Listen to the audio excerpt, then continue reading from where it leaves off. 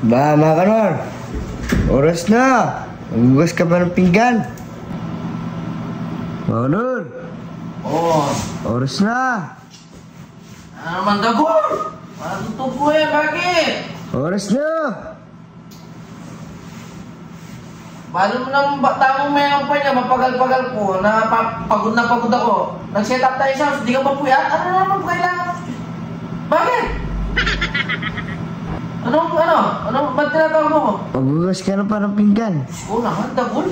Pinggan lang, hindi ka pa nagugas? Bakit niya ka? Ba't? Ikaw, kanina ka pa nagmapasal dyan, napansin ko. Ako, kakaigilip ko pala mo, di pa ako. Yung mga pintan doon.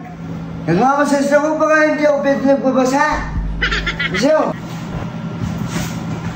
Kung hindi ka pwede mabasa, kanina ka pa nagmamasal dyan, hindi ka pa tapos. Sabi naman, katutulog ko lang. Wala ba nga ako 30 minutes natutulog ah? Ay. mga kanor, sino ba nagugas ng pinggan kapon? Dago naman. Ikaw ang nangugas. Siyempre dapat ikaw rin yung mangugas ngayon. Di ba sa isang linggo, 2 beses ka mangugas dapat? Tas ako 3? Basta, magugas ka ng pinggan o kakain kaya mamayang gabi. Di kita papakain mamayang gabi, tandaan. Di mo ko papakainin. Sipahin pa kita dyan. Ako nagluluto araw-araw. Gusto mo, magugas ka ng pinggan doon. Relax ako, istorbo mo ko.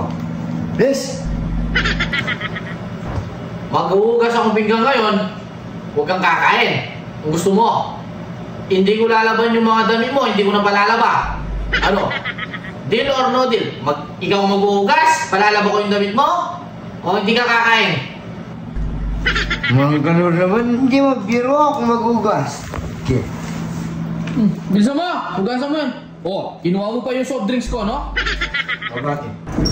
Oh. Pwede. Hoy! Kaya pala! Dinatang ang Shopee ko, bayaran mo ha! Ako magugas ng pinggan. Ano? Ano Shopee? Mag-iwa ka pambayan! Ay! Pambayan, maglako ka sa akin, maglako. Ay, ayaw mong ganyan dagol. Ay, basta't bayaran mo, 150 lang, sa Shopee ko rin mo.